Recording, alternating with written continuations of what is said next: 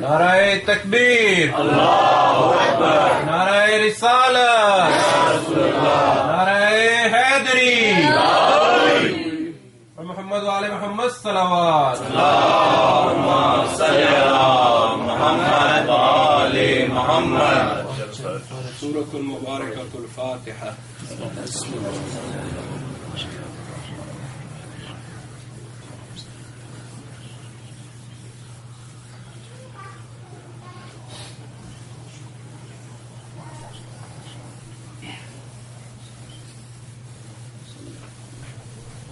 صلوات بھیجیں محمد علی محمد۔ اللہم صلی علی محمد وآل محمد۔ اعوذ باللہ السمیع العلیم من الشیطان اللعین الرجیم، بسم اللہ الرحمن الرحیم، الحمد للہ الذی لا یبلغ مدحته القائلون ولا يحصی نعماؤه العادون ولا يعدي حقه المجتهدون، الذي ليس لصفته حد محدود ولا نعت موجود ولا وقت معدود ولا أجل ممدود، وترى الخلائق بقدرته ونشر رياح برحمته ووتد بسخور ميدان أرضه، ثم الصلاة والسلام والتحية والإكرام على أشرف الأنبياء والمرسلين، حبيب إله العالمين، مولى ثقلين، جد الحسن والحسين، الذي سمي في السماء بأحمد وفي الأرضين بأبي القاسم محمد، اللهم صل على محمد وآل محمد، وعلى أهل بيته الطيبين الطاهرين المعصومين المنتجبين المكرمين الميامين، الذين أذهب الله عنهم الرجس وطهرهم تطهيرا، اللهم صل على محمد وآل محمد، ولعنة الداعمة على أعدائهم ومنكري فضائلهم وغاصبي حقوقهم من الآن إلى قيام يوم الدين، أما بعد، قال الله تبارك وتعالى في محكم كتابه وهو أصدق القائلين وقوله الحق، بسم الله الرحمن الرحيم، وجاءت سكرة الموت بالحق ذلك ما كنت منه تحيد، صدق الله العلي العظيم، صلوات۔ اللهم صل على محمد وآل محمد۔ ماشاءاللہ بہت نورانی مجلس ہے، مومنین کافی بڑی تعداد میں یہاں موجود ہیں، ایام عشرہ اولی محرم الحرام اور مناسبت شہادت جناب حضرت عباس علمدار علیہ الصلوۃ والسلام۔ انشاءاللہ مختصر سے وقت میں کوشش کروں گا کچھ گزارشات آپ کی خدمت میں اس حوالے سے عرض کر سکوں، اور باقی جو تفصیلی شہادت ہے حضرت کی وہ تو انشاءاللہ جو آج ہماری شب کی مجلس ہے اذاخانے میں، وہاں تفصیلی مقتل اور شہادت جناب قمر بنی ہاشم بیان ہوگا، اور مجلس کا جو سلسلہ ہر رات ہوتا ہے وہ انشاءاللہ اسی حساب سے وہاں ہوگا۔ لیکن جب ویکینڈ ہو اور ماہ محرم ہو تو بہترین طریقہ یہ ہے کہ بجائے اس کے کہ ہم اپنا ویکینڈ ایسے کاموں میں صرف کریں، ایسی جگہوں پہ صرف کریں کہ جہاں ہم کو اتنا فائدہ نہیں ہے، اس کے لیے بہترین چیز یہ ہے کہ محرم الحرام اور سفر کے ایام میں ویکینڈ میں ہم کسی جگہ پہ اجتماع کریں، یا کسی کے گھر میں یا اذاخانے میں، اور وہاں کچھ سیکھیں، کچھ سمجھیں، اور مجلس امام حسین علیہ السلام کی فیض اور برکات حاصل کریں۔ اسی وجہ سے یہ آج کی مجلس بڑی نورانی ہے کہ بجائے اس کے کہ آج ویکینڈ کو ہم گھر میں بیٹھ کر ٹیلی ویژن دیکھیں یا کچھ اور ایسے مصروفیات، بہرحال ماشاءاللہ مومنین ہیں، سب اپنا وقت صحیح طریقے سے گزارتے ہیں، اس میں شک نہیں ہے، میں ایک جنرل بات کہہ رہا ہوں کہ بہترین طریقہ یہی ہے کہ ویکینڈ پہ ان ایام میں آپس میں بیٹھ کر کچھ بحث و مباحثہ، کچھ ڈسکشن مذہب دین کے متعلق اور کچھ فضائل اور مصائب کا ذکر ہو، اس سے بہترین اور کوئی چیز نہیں ہو سکتی. سبحان اللہ. آج جو میری گفتگو ہے، گزارشات ہیں، اس کا موضوع برزخ ہے، مگر اس موضوع پر کچھ کہنے سے پہلے ضروری سمجھتا ہوں کہ ایک تذکر، ایک ریمائنڈر اپنے تمام دوستوں کو، بھائیوں کو، مومنین کی خدمت میں وہ تذکر عرض کر سکوں. وہ تذکر یہ ہے، آپ کے اور میرے چھٹے امام حضرت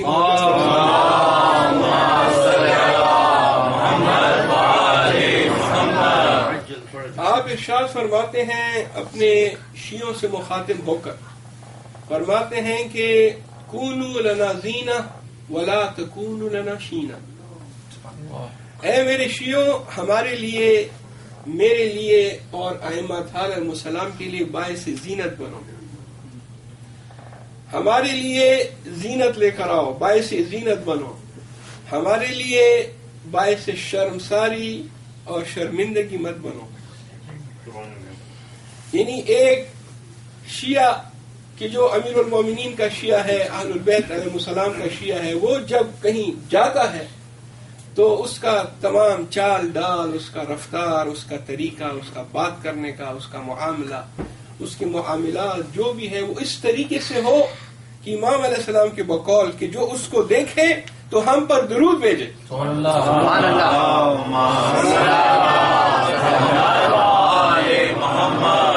جو بھی ہمارے شیعہ کو دیکھے وہ ہم پر درود و سلام بھیجے اور کہے دیکھو یہ اس لیے اتنا اچھا آدمی ہے کہ یہ جعفر صادق کا پیروکار ہے. اور اس کے بعد آپ نے ایک اور جگہ اس کی وضاحت کی، جگہ پہ آپ فرماتے ہیں کہ اگر کسی قبیلے میں، ایک بہت بڑا قبیلہ ہے، اس قبیلے میں اگر ایک شیعہ ہے تو وہ شخص جو کہ پورے قبیلے میں ایک ہمارا ماننے والا ایک شیعہ، اس کو چاہیے کہ وہ پورے قبیلے کا سردار بنے. سردار کیسے بنتا ہے؟ سردار اخلاق سے بنتا ہے، سردار کردار سے بنتا ہے. یعنی اس شیعہ کا کردار ایسا ہو، اس کا اخلاق ایسا ہو، اس کا عمل ایسا ہو کہ لوگ اس کو اپنی سرداری میں قبول کر اس کو سردار بنائیں. سبحان اللہ. یہ ہے تعلیمات. اور بالخصوص جب ہم مغرب میں رہتے ہیں تو مغرب میں تو ہم اسلام کے سفیر ہیں، اسلام کے نمائندے ہیں. تمام لوگ چاہے وہ اپنے ہوں یا غیر ہوں، یہاں کے لوگ یا مسلمان جو آئے ہیں، وہ بہت نزدیک سے آپ کے تمام افعال کا مشاہدہ کرتے ہیں. آپ کو شاید زیادہ سمجھ نہیں آ رہی کہ کوئی آپ کو دیکھ رہا ہے، واچ کر رہا ہے، لیکن یقین کریں آج کل کے زمانے میں آپ کو بڑے غور سے دیکھا جا رہا ہے، آپ کی معاملات کو دیکھا جا رہا ہے، آپ کے کردار کو دیکھا جا رہا ہے، آپ کے اخلاق کو دیکھا جا رہا ہے. اور اگر کہیں پر بھی خدا نخواستہ اخلاق میں کچھ کمی ہو یا معاملات ٹھیڑے ہوں، ڈیلنگ صحیح نہیں ہو، کسی کو ٹوپی پہنانا، دھوکہ دینا، چیٹنگ کرنا، اگر خدا نخواستہ ایسی بات ہو تو وہ سارا کا سارا الزام اسلام پر لا کر ڈال دیتے ہیں.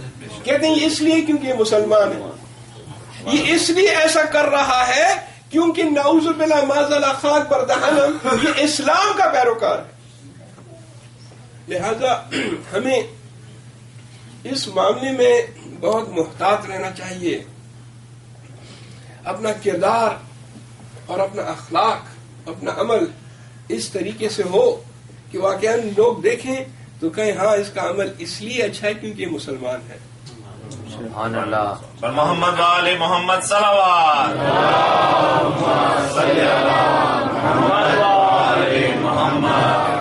مطہر علیہ السلام نے ہم کو اسی بات کا درس دیا، اسی بات کے لیے بڑی تاکید کی ہے کہ دیکھو لوگوں کے ساتھ تمہاری ڈیلنگ جو ہے وہ صحیح ہونی چاہیے، اور کسی صورت میں بھی اس کی اجازت نہیں ہے مہاراج اعظام کہ آپ فتاوا اٹھا کے دیکھیں، آپ کو بتائیں گے کہ کبھی یہ مت سوچو کہ یہ غیر لوگ ہیں، یہ بلاد کفر ہے اور یہاں لوگ جو ہے وہ غیر مسلمان ہیں، نان مسلم رہتے ہیں، تو میں ان کو دھوکہ دے سکتا ہوں، یا میں جو ان کو ٹوپی پہنا سکتا ہوں، یا میں کوئی بھی ایسی حرکت کر سکتا ہوں کہ جو ایک مسلمان کے لیے تو میں نہیں کر سکتا مگر یہاں میرے لیے اجازت ہے. یقین کیجئے برادران عزیز ایسی کوئی بات نہیں ہے, کسی مجتہد نے اس کی اجازت نہیں دی ہے.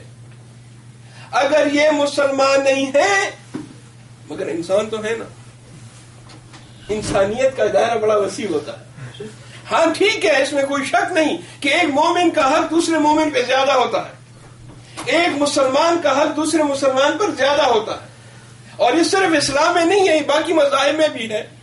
اب دوسرے مذاہب کو دیکھیں, وہ بھی کہتے ہیں ہاں ہمارے جو ہم مذہب ہیں ان کا زیادہ ہمیں احترام کرنا ہے, اس کے حقوق زیادہ ہیں, اور یہ ٹھیک بھی ہے, اس میں کوئی قباحت نہیں ہے. مسلمان کا حق دوسرے مسلمان پر بہت ہے, ایک مومن کا حق دوسرے مومن پر بہت ہے, مگر اس کا یہ مطلب نہیں کہ جو غیر مومن ہے یا غیر مسلمان ہے آپ اس کے ساتھ اپنے معاملات جس طریقے سے آپ چاہیں, آپ کو ایسا اجازت نہیں ہے, بلکہ اس کے ساتھ بھی جو معاملات کرنے ہیں وہ صحیح معاملات جو اسلام کی روح سے صحیح معاملات ہیں وہ آپ نے انجام دینے ہیں. اور ہر ایک شخص کا جو پرسنل بیہیویئر ہوتا ہے وہ بہت ضروری ہے, اور اس میں میرے نزدیک میرا اپنا جو ذاتی مشورہ اور ذاتی خیال ہے کہ اگر آپ نے کسی کو امپریس کرنا ہے, کسی کو اسلام کی طرف لے کر آنا ہے, کسی کو مذہب حق تشریع کی طرف لے کر آنا ہے, برادران عزیز وہ آپ نماز روزے سے نہیں کر سکتے. نماز روزہ آپ کا پرسنل ہے, آپ تھوڑا کریں زیادہ کریں, آپ نماز شب پڑھیں ٹھیک ہے, اچھی بات ہے. رات کو اٹھ کر تہجد کی نماز پڑھیں, ماشاءاللہ بہت اچھی بات ہے, اللہ تعالیٰ آپ کے چہروں کو اور نورانی کرے گا. کیوں؟ کیونکہ یہ ایک اچھی عبادت ہے. آپ صدقہ بھی دیں, خیرات بھی کریں, آپ چندہ بھی دیں, آپ تمام اعمال انجام دیں, مگر اس سے آپ دوسرے کو متاثر نہیں کر سکتے, کیونکہ یہ آپ کے لیے ذاتی طور پہ آپ کے لیے اچھی چیزیں ہیں, پرسنلی آپ کے لیے. اگر آپ نے کسی کو متاثر کرنا ہے, اسلام کی طرف لے کر آنا ہے, تو آپ کا اخلاق ہے, آپ کے معاملات ہیں. لہذا اچھا اخلاق جو ہوگا اس سے لوگ موم ہو جائیں گے, پگھل جائیں گے, اور آپ کی بات سنیں گے اور آپ کی طرف جذب ہو جائیں گے اور آپ کی طرف آ جائیں گے. جو ہمارے عبادات ہیں اس میں کوئی شک نہیں, اس کی بڑی اہمیت ہے. یہ ہماری مجالس یہ سب جو ہے عبادت میں شمار ہوتی ہیں. سنڈے کو ہر ایک شخص کا کام ہے, کوئی شخص یہاں ایسا نہیں ہے کہ جو یہ کہے کہ میں فارغ ہوں, میں بیکار ہوں, یا کوئی بیکار نہیں. لیکن آپ اپنے تمام کاموں کو چھوڑ کے یہاں آ کر جمع ہوتے ہیں, کچھ قرآن کی آیت سنتے ہیں, کچھ فضائل سنتے ہیں, کچھ مصائب سنتے ہیں. یقین کریں یہ سب کا سب عبادت میں شمار ہوتا ہے. یہ بہترین عبادت یہی ہے کہ انسان اپنے دین کے متعلق کچھ سیکھے, فضائل بیان ہو, مصائب کے لیے روئے, یہ ایک بہترین عبادت ہے. اسی طرح نماز ایک بہترین عبادت ہے. حدیث میں ملتا ہے اور بڑی متفق علیہ حدیث ہے, فرماتے ہیں کہ الصلاۃ اذا قبلت ما سواها واذا ردت ما سواها. یہ صلاۃ ایک ایسی عبادت ہے اگر یہ قبول ہو گئی تو باقی اعمال قبول ہو گئے, اور اگر یہ قبول نہیں ہوئی, رد ہو گئی, تو باقی اعمال بھی رد ہو گئے. یہ معصومین علیہ السلام فرماتے ہیں کوئی چیز بھی بغیر دلیل کی آپ کی خدمت میں پیش نہیں کروں گا. یہ ذمہ داری والی باتیں ہیں, میں اپنی جیب سے نہیں کہہ سکتا. اور اس کے بعد ایک اور حدیث آپ کی خدمت میں اور گزارشات کو آگے بڑھاؤں. آپ کے اور میرے چھٹے سرکار امام جعفر صاحب,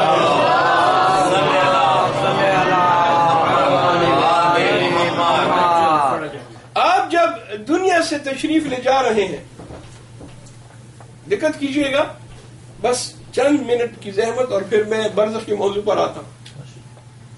امام علیہ السلام دنیا سے جا رہے ہیں, زہر کا اثر ہو گیا ہے اور چند لمحوں میں آپ کی شہادت ہو جائے گی. ایسے میں آپ نے اپنے غلام کو بلایا اور اسے کہا یہ میری وصیتیں ہیں, یہ وصیتیں لکھو. وصیتیں پہلے سے بھی تھیں لیکن یہ ضروری چیزیں ہیں. ایک من جملہ ان وصیتوں کی امام علیہ السلام نے کہا کہ اتنی مقدار میں ایک تعداد بتائی, اتنی مقدار میں درہم ہمارے جو فلاں رشتہ دار ہے، دور کا رشتہ دار تھا امام علیہ السلام، اس کو یہ اتنے درہم دے دو. کہا فرزند رسول آپ اس کے لیے وصیت کر رہے ہیں جس نے چند دن پہلے آپ پر تلوار کھینچی تھی. اخلاق دیکھیے امام علیہ السلام. رشتہ دار تھا، اختلاف ہو گیا، غصے میں آ کر اس نے تلوار نکالی. فرزند رسول آپ اس کے لیے؟ کہا ہاں، اس نے تلوار کھینچی تھی، یہ اس کا فعل ہے اور میں جو کر رہا ہوں دے رہا ہوں یہ میرا فعل ہے. میرے اور اس کے فعل میں فرق ہونا چاہیے. اس کو شاید صلہ رحمی کا نہیں پتا کیا اہمیت ہے، مگر میں جانتا ہوں کہ صلہ رحمی کی کیا اہمیت ہے. اور اس کے بعد فرماتے ہیں کہ ایک اور وصیت بھی لکھو، اور وہ وصیت یہ لکھوائی. فرماتے ہیں کہ میرے شیعوں سے کہو، میرے شیعوں کو کہہ دینا. کیا؟ امام علیہ السلام وصیت لکھوا رہے. فرماتے ہیں کہ لا ینال شفاعتنا من استخف بصلاح. ہم شفاعت انٹرسیشن اور سفارش، ہم شفاعت نہیں کریں گے اس شخص کی جو نماز کو ہلکا سمجھے.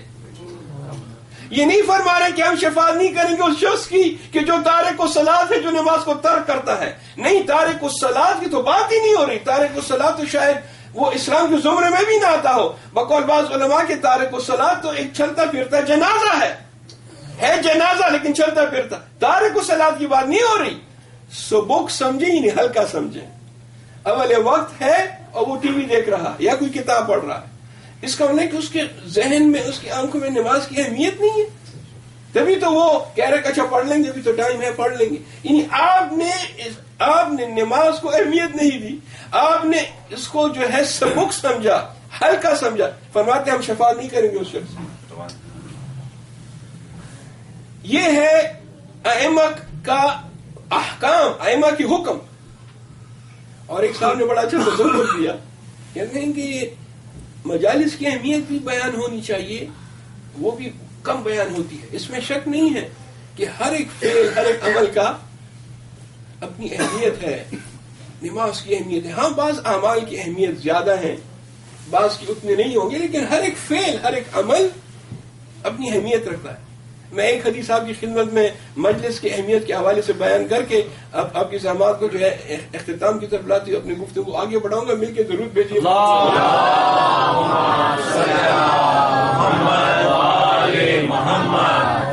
آپ کے اور ہمارے پانچویں سرکار امام محمد باقر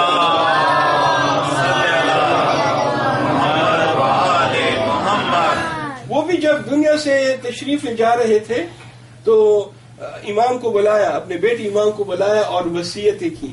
وصیتوں کے بعد آپ نے اپنے فرزند ارجمند چھٹی امام کو 2 تھیلیاں دی. ایک تھیلی میں پیسے تھے، اشرفی، وہ درہم و دینار.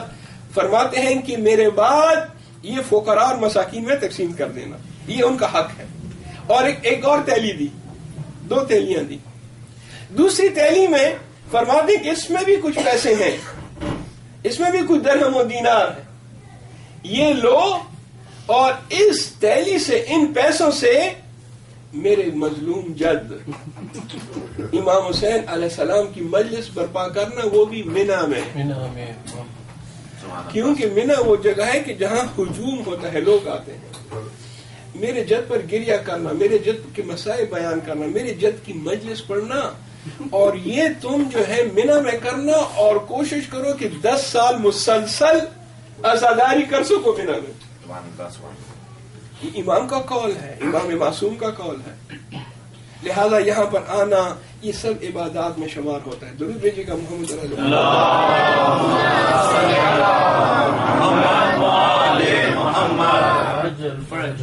آپ کی خدمت میں جو آیہ کریمہ کی تلاوت کرنے کا شرف حاصل کیا، یہ سورہ صاد کی آیت ہے. سورہ صاد 50 نمبر کا سورہ ہے قرآن مجید کا.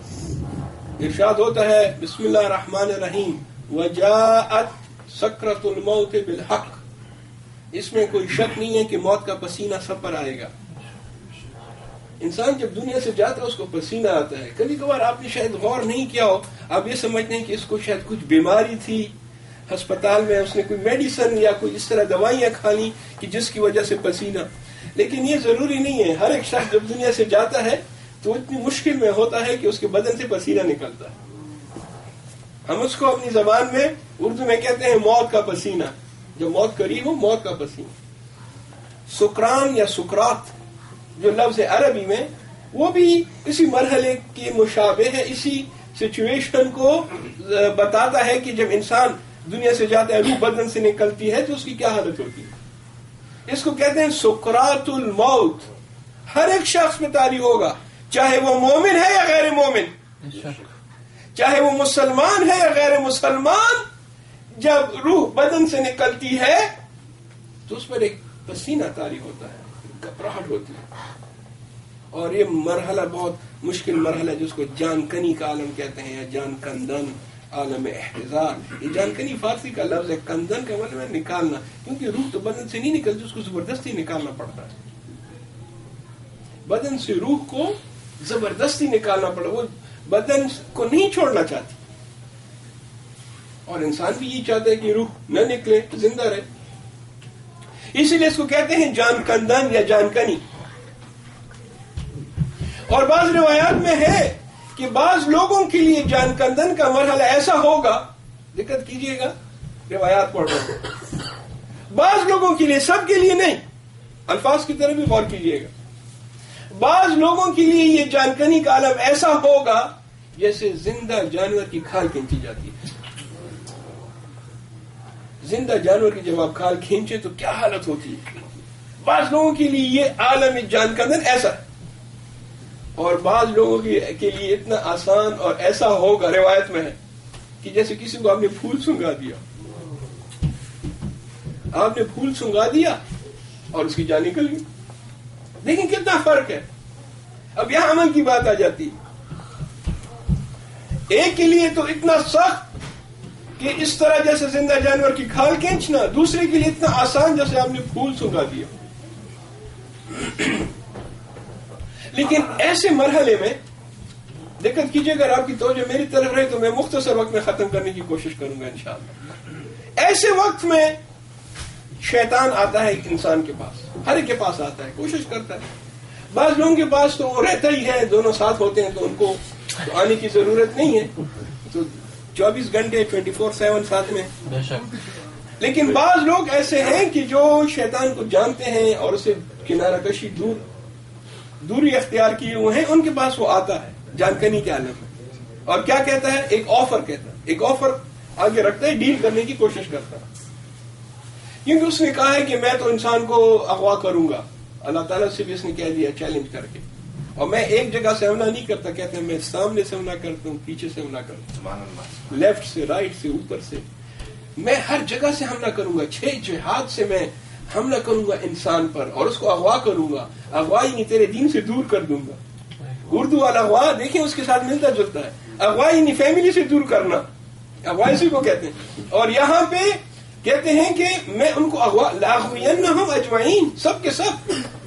اللہ تعالیٰ نے فرمایا کہ ہاں تو اغوا کر دے گا, اس میں شک نہیں ہے. ہو سکتا ہے تیرے پاس اتنی پاور ہو, اور بہت سو کو تو اغوا کر لے گا. الا عبادی الصالحون, میرے جو صالح بندے ہیں, محمد صلوات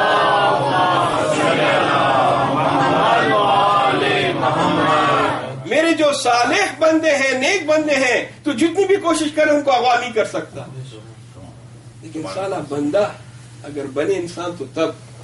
خیر آتا ہے, بات کو آگے بڑھاؤں, اور ایک ڈیل جو ہے وہ سامنے رکھتا ہے کہ میں آپ کے ساتھ ایک ڈیل سائن کرنا چاہتا ہوں. کہا کیا؟ کہا دیکھو تم بڑی مشکل میں ہو, تمہاری جان نکل رہی ہے, اور ابھی تھوڑی دیر پہلے تمہارا آپریشن بھی ہوا ہے, اور وہ نشانات ٹیوب وغیرہ جو ہم نے لگائے تھے وہ سب نشانات موجود. زیادہ تر انسان جب مرتا ہے تو خوش قسمت ہیں وہ لوگ کہ جو بغیر ہسپتال کے, کاٹ کوٹ کے اور آپریشن کے بغیر مرتے ہیں. لیکن زیادہ تر لوگ اچھی خاصی مصیبتیں دے کر مرتے ہیں. کہا دیکھو تم تو ابھی بڑی مصیبتیں دے, درد میں بھی ہو, تکلیف میں بھی ہو, ایسا کرو ابھی بھی میری طرف آ جاؤ, میری بات مان لو, میں تمہیں ان تمام دردوں سے نجات دے دوں گا. کیونکہ ابھی تمہاری روح نکلنے والی ہے, وہ بھی بہت مشکل مرحلہ ہے, اور میں وہ تمہارے لیے آسان کر دوں گا. اب بالکل آخر وقت انسان, کمزور انسان, وہ کیا دیکھتا ہے کہ ہاں مجھے تو ابھی میرے آپریشن ہوئے ہیں اور میں نے کئی مہینے اسپتال میں رہا، بیوی بچی بھی میرے ساتھ تھے، ان کی بھی نیندیں حرام ہو گئیں، اور اچھے خاصے میں نے دوائیاں لی، پیسے ہزاروں لاکھوں روپے خرچ کیے، اور اب جانکنی کا عالم، وہ بھی جان نکلنے والی ہے اور پتہ نہیں وہ کیسے نکلے گی.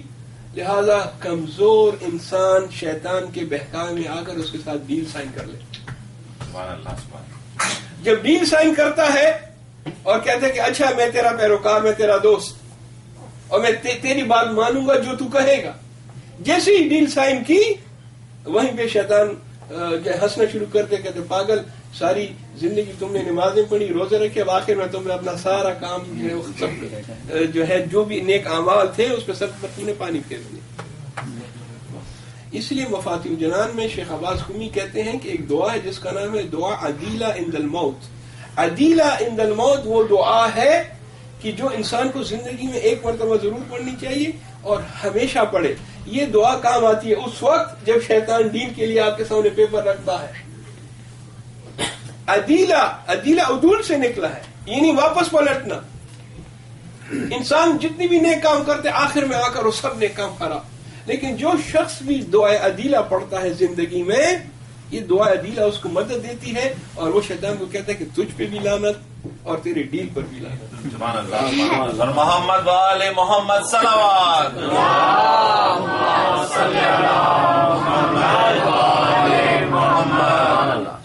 عزیزان گرامی، یہ جو ہم کہتے ہیں لفظ برزخ استعمال ہوتا ہے اور قرآن میں بھی اس کا ذکر ہے. برزخ کا مطلب ہے پردہ. بچوں کو سمجھانے کے لیے انگریزی میں کہیں گے کرٹن یا حجاب. آپ جب کسی دو چیزوں کے درمیان کوئی آپ پردہ لٹکاتے ہیں تو اس کو کہتے ہیں یہ برزخ ہے ان دونوں کے درمیان. یہ عالم ہے، ایک دنیا ہے. لوگ یہ سمجھتے ہیں کہ یہ دنیا آخری عالم ہے. یہ پہلا عالم جو ہے، یہ دنیا جو ہے یہ پہلا سٹیج ہے. اس کے بعد دوسری دنیا جس کو برزخ کہتے ہیں، پھر اس کے بعد تیسری دنیا ہے. روز قیامت جو ہے وہ برزخ کے بعد والا مرحلہ ہے. پھر اس کے بعد ایک ابدی زندگی ہے، ابدی، ہمیشہ کے لیے، ایٹرنل، جس میں یا تو انسان خوش ہے یا خفا ہے، یا جنت میں ہے یا جہنم. اب وہاں کچھ نہیں ہو سکتا، یہاں سب کچھ ہو سکتا ہے. ابھی بھی بہت وقت ہے، ٹائم ہے. اگر انسان کو سمجھ میں آ جائے تو وہ ابدی زندگی کے لیے یہیں پہ سب کچھ ہوگا. کیونکہ وہ جو مرحلہ ہے جو ہے امیر علیہ السلام فرماتے ہیں کہ وہاں پہ جو ہے پھر آپ کو عمل کا وقت نہیں ملے گا، کیونکہ وہ حساب کی جگہ ہے، عمل کی جگہ یہ ہے. عزیزان گرامی، برزخ وہ پردہ ہے کہ جو دنیا اور آخرت کے درمیان ہے. اس میں ہمارے جو بزرگ ہم سے پہلے جو وفات پا گئے ابھی تک برزخ میں رہ رہے ہیں اور ہمارا انتظار کر رہے ہیں. ہمیں بھی برزخ میں جانا ہے، اور برزخ کے بعد کا جو مرحلہ ہے وہ ہے روز قیامت. لہذا یہ دیکھنا ہے آپ کو کہ جو عالم برزخ ہے اس میں آپ یہاں پہ جو کچھ اس دنیا میں کریں گے وہ برزخ میں آپ کو فائدہ پہنچائے گا. جب انسان کا انتقال ہوتا ہے اس کا بدن تو قبر میں رکھ دیا جاتا ہے، مگر اس کی روح زندہ رہتی ہے، روح نہیں مرتی. روایات میں ہے کہ یہ روح کبھی کبھار گھر بھی آتی ہے، بالخصوص شب جمعہ کو، اور آ کر دیکھتی ہے کہ اس کے رشتہ دار، اس کی بیوی، اس کے بچے اس کے لیے کیا کر رہے ہیں.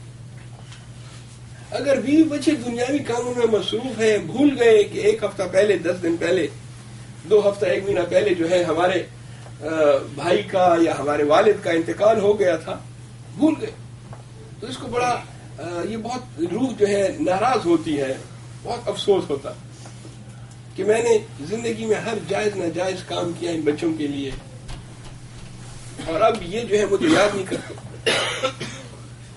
لیکن اگر یہی اولاد، یہی بچے اس کے لیے قرآن پڑھ رہے ہیں، مجلس منعقد کی ہوئی سال ثواب کی، خیرات دے رہے ہیں، غریبوں کو کھانا کھلا رہے ہیں، تو وہ روح خوش خوش ہو کر واپس جاتی ہے.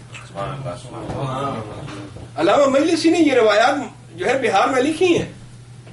کسی نے پوچھا کیسے آتی ہیں؟ علامہ مجلسی کی جو جو انہوں نے بہار میں یہ روایت لکھی ہیں ائمہ علیہ السلام سے، وہ اسی روایات میں یہ ملتا ہے کہ کبھی وہ فاختہ کی صورت میں آتی ہے، کبھی کبوتر کی صورت میں، بعض اوقات گھروں کے درمیان وہ جو درخت ہوتے ہیں یا گھر کے باہر جو درخت ہیں اس پہ آ کے ایک پرندہ بیٹھ جاتا ہے. آپ کو کیا پتا یہ پرندہ کہاں سے آیا؟ لیکن یہ پرندہ ہو سکتا ہے کہ آپ کے عزیز و اقارب میں سے ہو، گھر کا مالک پرندے کی صورت میں آئے. لہذا اگر کوئی اس دنیا میں اپنے مرحومین کے لیے کچھ کرتا ہے، یہ ہماری جو مجالس اعزاء ہے، کل مجلس اعزاء تھی، آج یہ امام حسین علیہ السلام کے لیے ہے اور اس کے ساتھ ساتھ ہمارے مرحومین کے صالح ثواب کے لیے بھی ہوتی ہے. یہ اسی لیے کہ اگر آج مرحومین کی روح آ کر دیکھے تو پتہ چلے کہ گھر والے ان کو یاد کر رہے ہیں، ان کی صالح ثواب کے لیے کھانے کا انتظام ہے. لیکن بعض ایسی روحیں ہیں کہ جو نہیں آ پاتی، بعض روحیں ان کو سالوں لگ جاتے ہیں نہیں آ پاتے. یہ ڈیپینڈ کرتا ہے کہ وہ روح کس پوزیشن میں ہے، کس حالت میں ہے. اگر واقعاً اچھے کام کیے ہیں تو وہاں اس کو اس بات کی اجازت ہے کہ جاؤ مل آؤ دیکھ آؤ. لیکن اگر نہیں، ساری عمر جو ہے وہ بغاوت میں گزاری، اللہ کے احکام سے بغاوت میں، تو پھر وہاں وہ گلہ نہیں کر سکتا کہ مجھے اجازت ہے مجھے گھر جا کر دیکھنا. عزیزان گرامی بات کو مختصر کر دوں، برزخ کا مرحلہ ایک سفر ہے. آپ ایسا سمجھیں ایک پگڈنڈی، ایک ہائی وے، ایک روڈ ہے جس پر آپ کو چلنا ہے، طے کرنا ہے آپ کو. مومنین کرام جب آپ ایک چھوٹا سفر کرتے ہیں، یہاں سے آپ ٹورنٹو جاتے ہیں، 3.5-4 گھنٹے کا جو سفر ہے اس کے لیے بھی آپ اپنے ساتھ توشہ لے کر جاتے ہیں، زاد راہ لے کر جاتے ہیں. آپ کو راستے میں چائے پینی ہے اور آپ کو جو کھانا کھانا ہے، حلال کھانا تو ہر جگہ نہیں ملتا، لہذا آپ گھر سے کچھ پیک کر کے لے جاتے ہیں، اپنے ساتھ کوئی ایکسٹرا کپڑے لے جاتے ہیں. اس کو کہتے ہیں زاد راہ، توشہ. تو وہ جو سفر برزخ کا ہے وہ تو ایک دن کا سفر نہیں ہے، 3.5-4 گھنٹے کا سفر تو نہیں ہے، وہ تو بروز قیامت تک آپ کو سفر کرنا ہے. اس کے لیے آپ کو کتنا زاد راہ چاہیے، یہ کیلکولیشن آپ کو کرنی ہے. میں تو صرف تذکر دے رہا ہوں، کیلکولیشن آپ کے ہاتھ میں ہے، حساب کتاب آپ نے کرنا ہے کہ اس لمبے سفر کے لیے آپ کو کیا کیا چاہیے، کیا کیا توشہ، کیا کیا. شروع میں انسان برزخ کی جو پگڈنڈی ہے یا جو روڈ ہے اس کو کہتے ہیں فرشتے کہ چلو اس پہ چلو. وہ جاتا ہے، اکیلا ہوتا ہے، اکیلا. کبھی کبھار اس کے ساتھ کچھ ساتھی مل جاتے ہیں، کبھی کبھار بالکل اکیلا سفر کر رہا ہے. اکیلا سفر کتنا مشکل ہے. اور وہ بھی، بس توجہ کیجیے گا میری طرف، بات کو اختتام کی طرف لا رہا ہوں. اکیلا سفر، وہ بھی پیادہ، سواری بھی نہیں ہے. آپ سے کوئی کہے بزرگوار آپ یہاں سے وہ فلاں مارکیٹ تک جائیں، آپ 10 مرتبہ سوچتے ہیں کہ میں کیسے جاؤں، میرے پاس تو گاڑی نہیں ہے. گاڑی کے بغیر آپ ایک قدم باہر نہیں رکھتے. اس سفر میں آپ کے پاس گاڑی نہیں ہوگی، باپیادہ اور اکیلے. ہاں آہستہ آہستہ آپ کی جس طرح درجات ہوں گے، جو آپ کا حساب کتاب ہوگا، اس حساب سے آپ کو دوست بھی ملیں گے اور اس حساب سے آپ کو سواری بھی دی جائے گی. ایک مرحلہ ایسا ضرور آئے گا کہ اس وقت آپ دوستوں کے ساتھ ہنسی خوشی گپ شپ لگا رہے ہیں، سفر کر رہے ہیں، اور سب کے پاس گھوڑے ہیں، گھوڑوں پہ سفر کر رہے ہیں. لہذا ایک ایسا مرحلہ آتا ہے جب انسان یہ طولانی سفر کر رہا ہوتا ہے، ایک جگہ پر پہنچتا ہے، ایک شہر میں پہنچتا ہے.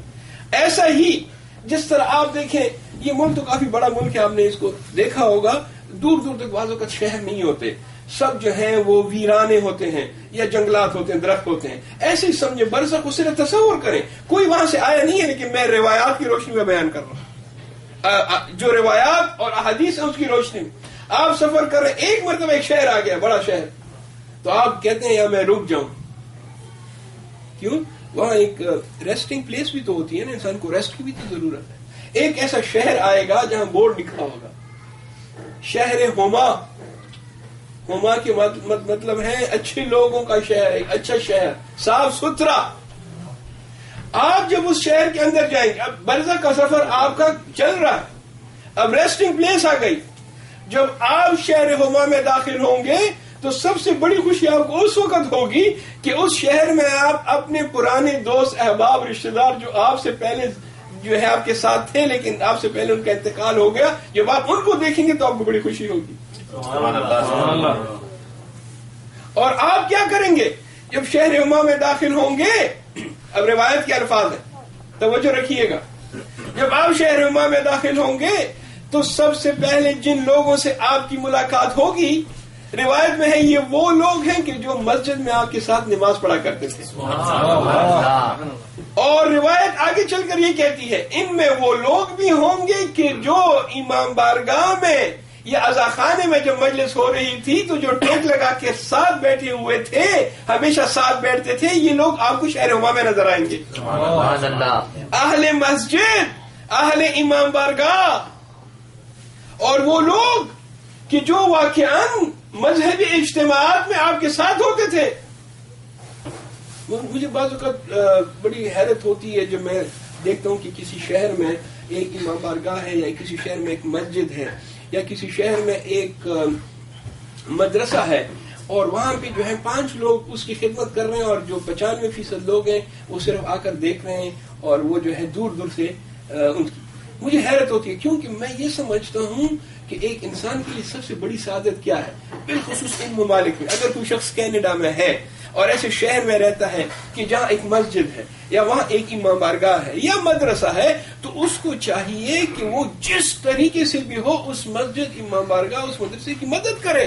نہ صرف جانی طریقے سے، وہ تو سب کا فرض ہے، بلکہ وہ مالی طریقے سے بھی وہ آ کر دیکھے کہ یہاں کس چیز کی کمی ہے اور آگے بڑھ کر والنٹیئر کہے کہ میں یہ کام کرنے کے لیے تیار ہوں. ایک کام نہیں ہوتا، بڑے کام ہوتے ہیں. کتنا آسان اور سستا، آخرت کو خریدنے کے لیے کتنا اچھا موقع، برزخ میں اپنے آپ کے مقامات بلند کرنے کے لیے کتنا بہترین موقع ہے کہ آپ بلاد کفر میں رہ کر آپ ایک مسجد اور امام بارگاہ میں ایک خادم کی حیثیت سے کام کر رہے ہیں. محمد والے محمد صلوات.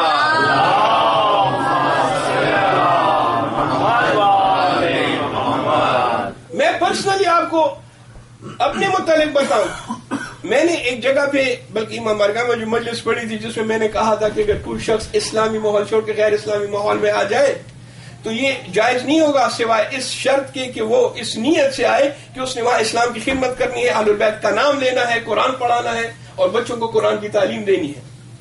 تو مجھ سے ایک سوال بھی ہوا تھا، آپ لوگوں نے تو مروت میں کہ مجھ سے نہیں پوچھا، لیکن ایک اور جگہ میں نے یہ نقطہ بیان کیا کہ مجھ سے سوال ہوا تھا کہ مولانا صاحب آپ یہاں کیا کر رہے ہیں؟ جب ایسا ہے آپ بھی تو ایک اسلامی ماحول چھوڑ کے غیر اسلامی میں. تو میں نے جواب دیا اور میں نے سینہ تان کر جواب دیا. میں نے کہا ہاں میں بھی اسلامی ماحول چھوڑ کے غیر اسلامی ماحول میں آیا ہوں، میں بھی آذان کی آوازیں چھوڑ کے بلاد کفر میں آیا ہوں، لیکن میں اس نیت سے آیا ہوں کہ میں یہاں اسلام پھیلاؤں. میں اس نیت سے آیا ہوں کہ یہاں میں اسلام کی خدمت کروں. میں اس نیت سے آیا ہوں کہ میں خادم امام حسین علیہ السلام ہوں، میں مجلس سے خطاب کروں، مجالس منعقد کروں، اور جو مجالس منعقد ہوئی ہے اس میں میں خادم کی حیثیت سے کام کروں. اگر یہ نیت ہے تو پھر آپ نے ایک بہترین فعل انجام دیا ہے، آپ نے زندگی کا سب سے بہترین فیصلہ لیا ہے. اور کل اگر آپ، ہر ایک آدمی کو مرنا ہے، اگر کل کوئی انسان مر جائے تو وہ بروز قیامت جو محشور ہوگا تو امت کے طور پہ محشور ہوگا. لیکن عزیزان گرامی، اگر میں مسلم ماحول کو چھوڑ کے غیر مسلم ماحول میں آ کر اسی کے رنگ میں جو ہے ڈوب جاؤں، بعض لوگ ایک مثال دیتے ہیں، پتہ نہیں یہ مثال کہاں سے آ جاتی ہے، کہتے ہیں جیسا دیش ویسا بیس. اب اس کا اسلام سے کوئی تعلق نہیں ہے. جیسا دیش ویسا بیس ایک انتہائی غلط بات ہے، ایک انتہائی غلط مثال ہے. امام علیہ السلام فرماتے ہیں کہ آپ میں اتنی پاور ہونی چاہیے کہ آپ جس ماحول میں بھی جائیں پورا ماحول اپنی طرف لے کر آئیں. نہیں یہ کہ آپ اس ماحول میں جا کے خود اس ماحول کا حصہ بن جائیں. لہذا ایک کتنی بڑی اپورچونٹی جو تمام کینیڈا میں جتنے بھی مسلمان رہتے ہیں ان کے لیے، کہ ان کے شہروں میں جو عزاخانے ہیں، ان کے شہروں میں جو مراکز ہیں، وہ آ کر وہاں خدمت انجام دیں، کہ کسی ایک آدمی کے لیے نہیں بلکہ مولا کے لیے خدمت انجام آ کر وہاں اگر کوئی شخص جھاڑو بھی دیتا ہے نا امام بارگاہ میں جو جھاڑو دیتا ہے اس کا بھی ایک اجر ہے. ہر ایک شخص کا اپنا اپنا کام ہے. ایک شخص مجلس پڑھتا ہے, ایک شخص جھاڑو دیتا ہے, ایک شخص نظر و نیاز کا انتظام کرتا ہے, ایک شخص یہ دیکھتا ہے کہ جب سب لوگ چلے جائیں تو تمام لائٹس آف ہو گئی یا نہیں. ایک کام نہیں ہے. اور اس میں اگر کوئی شخص یہ سمجھے کہ نہیں میں تو جو ہے اس میں کام نہیں کروں گا یا میں کوئی حصہ نہیں لے رہا, تو میرے خیال میں یہ اس شخص کی بدقسمتی ہے, بد نصیبی ہے. اس نے ایک اچھی اپارچونٹی جو اس کے ہاتھ میں تھی وہ چھوڑ دی, اس نے ہاتھ سے نکال دی. درود بھیجیے گا محمد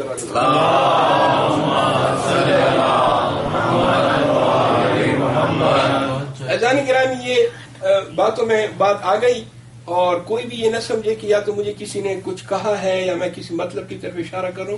خدا شاہد ہے کسی شخص کی طرف کسی گروپ کی طرف اشارہ نہیں, ایک جنرل بات کہہ رہا ہوں. یہ میں ہر جگہ کہتا ہوں. ایک جنرل سی بات ہے جو کسی کی طرف اشارہ نہیں. یہاں سب ایک ہے, سب مومن ہیں, سب ماشاءاللہ بہترین لوگ ہیں اور میرے نزدیک سب کی حیثیت برابر ہے. کوئی جو ہے اس میں بڑا چھوٹا نہیں ہے. ماشاءاللہ بہترین کمیونٹی ہے, بہترین کام ہو رہے ہیں, اخلاص میں نے دیکھا ہے. میں پورے کینیڈا میں گھوما ہوں, میں پورے یونائٹڈ اسٹیٹس کی اکثر جگہوں پہ گیا ہوں تبلیغ کے سلسلے میں. یقین کریں میں مبالغہ نہیں کر رہا, یہ جو مومنین ہیں یہاں کے بہت سی جگہوں کے مومنین سے میں نے بہتر طریقے سے میں ان مومنین کو پایا.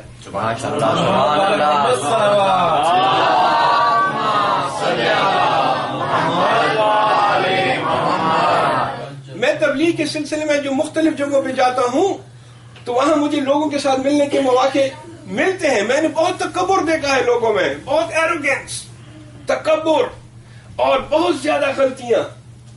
لیکن الحمدللہ خدا کا شکر کہ آپ جتنے مومنین ہیں آپ واقعاً صرف نام کے مومنین نہیں ہیں بلکہ آپ الاسم بالمسمى عمل کے لیے بھی مومنین ہیں. سبحان اللہ. محمد والے محمد صلوات.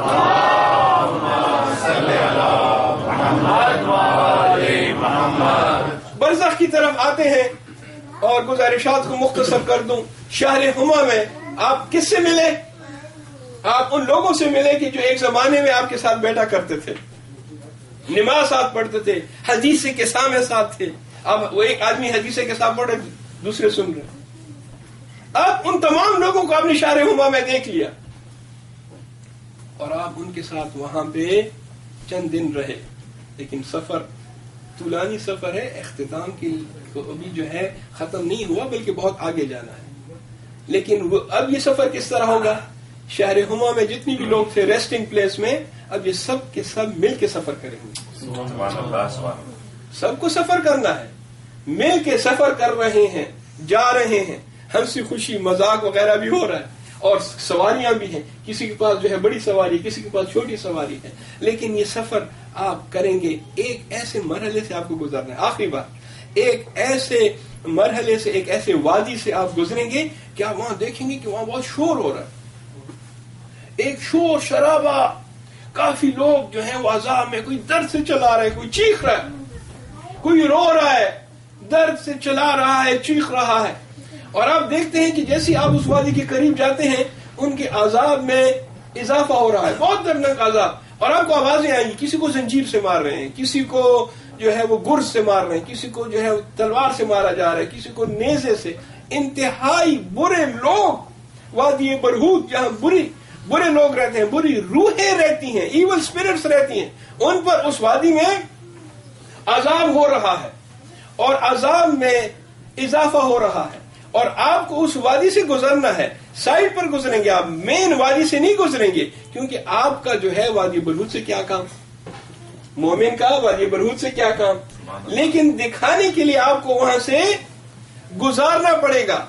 اب جب آپ وہاں سے گزریں گے تو آپ کو ایک سوال ذہن میں آئے گا کہ یہ کون لوگ ہیں اور یہ وقت کے ساتھ ساتھ ان کے عذاب میں اضافہ کیوں ہو رہا ہے, زیادتی کیوں آ رہی ہے. تو وہاں کچھ لوگ ہوں گے سیانے, ہوشیار, علماء, مجتہدین, بزرگوار علماء, بڑے بڑے عالم.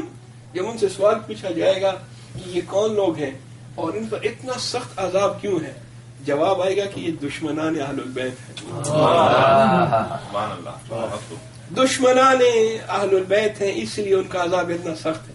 آپ پھر پوچھیں گے کہ اچھا اگر دشمنان اہل البیت ہیں تو پھر وقت کے ساتھ ساتھ ان کے عذاب میں اضافہ کیوں ہو رہا ہے؟ میں دیکھ رہا ہوں کہ جیسے ہم قریب آتے جا رہے ہیں ان کا عذاب بڑھ رہا ہے. جواب دیتے ہیں کہ عذاب اس لیے بڑھ رہا ہے کیونکہ جب دنیا میں دشمنان اہل البیت پر کوئی لعنت بھیجے تو ان کا عذاب بڑھ جاتا ہے. سبحان اللہ. پر محمد وآل محمد صلوات.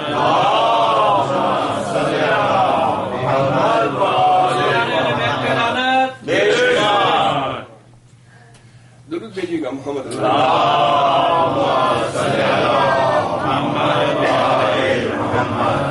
یہ ہے برزخ کا ایک مختصر سا خاکہ. بعض لوگ یہ کہیں گے کہ وہاں سے کوئی آیا نہیں، آپ کو ان تمام چیزوں کا پتہ کیسے چلا؟ تو آیات اور روایات میں یہ پوری تفصیل موجود ہے. اسلام میں کوئی ایسا چیز نہیں ہے کہ جس کے متعلق آپ کو کوئی روایت کوئی حدیث نہ ملے. لیکن جو ضروری چیز ہے وہ یہ ہے کہ انسان اپنے آپ کو اس برزخ کے لیے تیار کرے. اور اس برزخ کے لیے کیسے تیار کر سکتا ہے؟ ایک چیز جو اس برزخ میں مدد کر سکتی ہے وہ یہی ہمارے یہاں مجالس، فضائل اور مسائل بیان کرنا. اگر ڈاکٹر صاحب یہ لائٹ آف کرنے یا لائٹ ہے تو چند جملے جو ہیں ذکر مصیبت کے ہو جائیں.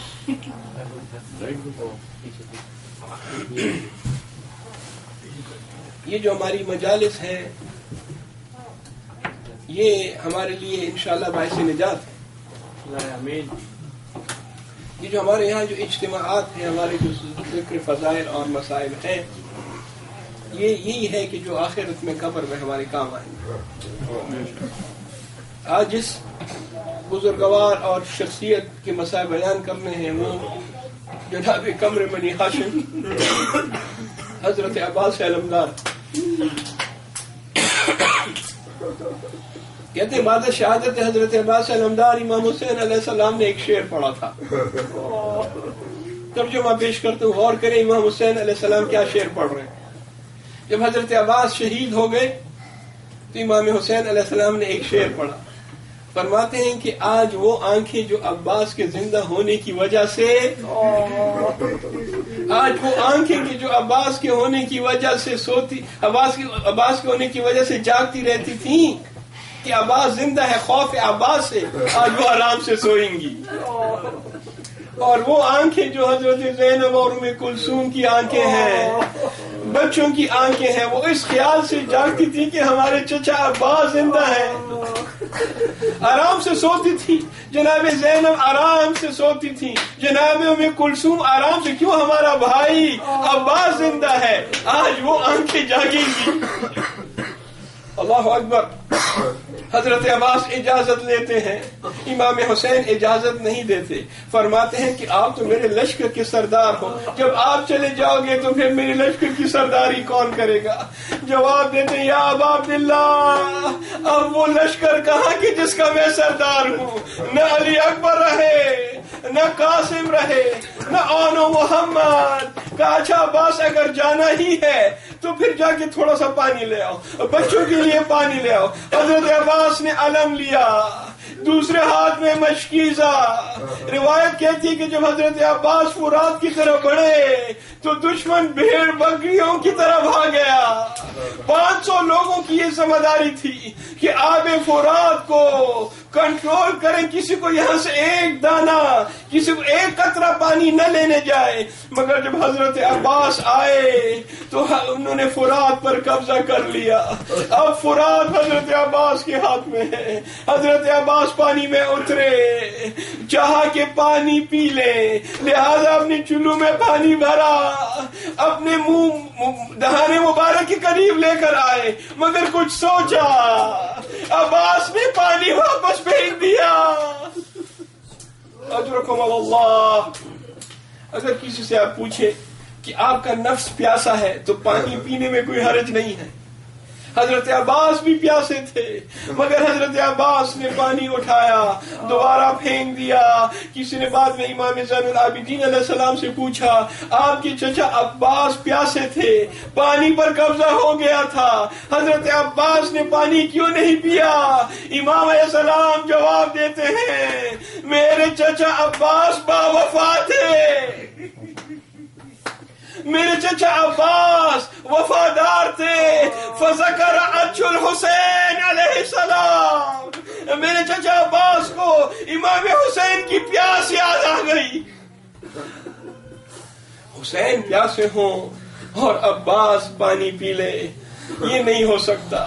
یہ وہ قمر بنی ہاشم ہے کہ جب ان کی مجلس ہوتی ہے تو حاضری دی جاتی ہے. ایک مومن تھا، ایک مومنہ اور ایک مومن، دونوں نے مل کے ایک منت مانی تھی کہ اگر ہماری منت پوری ہو تو ہم حضرت عباس علمدار کی حاضری دلوائیں گے، نیاز دیں گے. اب جب منت پوری ہوئی تو دیکھا کہ یہ ایسا وقت تھا کہ ان کے پاس کچھ نہیں تھا. گھر میں کوئی پیسہ نہیں ہے، گھر میں کوئی چیز نہیں ہے کہ جس سے وہ جو ہے نیاز دلا سکے، حاضری دلا سکے. اب سوچ رہے ہیں، یہ مومنین سوچ رہے ہیں کہ کیا کریں. گھر میں کچھ ایسی چیز نہیں مل رہی کہ جسے حاضری دلوا سکیں. ہاں ایک چیز گھر میں ضرور تھی. اسی کا خیال آتی ہی اس ماں نے، اس عورت نے اپنے شوہر سے کہا. شوہر سے کہتی ہیں کہ دیکھو ہمیں حضرت عباس کے طفیل سب کچھ ملا ہے، ہمیں حاضری ہر حال میں دینی ہے، ہمارے پاس کچھ نہیں ہے. ہاں ایک چیز ہے، اگر تمہاری اجازت ہو تو ہم اس سے بات کر لیں اور اسی کے ذریعے سے ہم اپنی حاضری دلوائیں. کہا وہ کیا چیز ہے؟ جواب دیتے ہیں کہ ہمارا ایک ہی بیٹا ہے، ایک ہی بیٹا ہے، اسی کو کسی کے پاس گروی رکھوا کر کچھ پیسے لے لیے جائیں اور حاضری حضرت عباس دلوائی جائے. جب نوجوان سے بات کی، نوجوان کہتا ہے یہ میرے لیے بڑی خوش قسمتی کی بات ہے کہ میں حضرت عباس علمدار کی حاضری کے کام آؤں. اجرکم اللہ. یہ حضرت عباس علمدار کی محبت. اس عورت نے اور اس کے شوہر نے اپنے جوان بیٹے کو بازار میں کسی کے ہاں گروی رکھوا دیا اور تھوڑے بہت پیسے لے کر حضرت عباس کی مجلس منعقد کی. مجلس میں حاضری دلائی گئی. جب مجلس ختم ہوئی، لوگ چلے گئے، دونوں کو اپنا بیٹا بہت یاد آیا، بیٹی کی یاد آ رہی ہے. ایسے میں کسی نے دروازے پر دستک دی، کسی نے دروازہ کھٹکھٹایا. اب جب دروازہ کھولا تو کیا دیکھتے ہیں؟ ایک نورانی چہرے والا نوجوان جس کے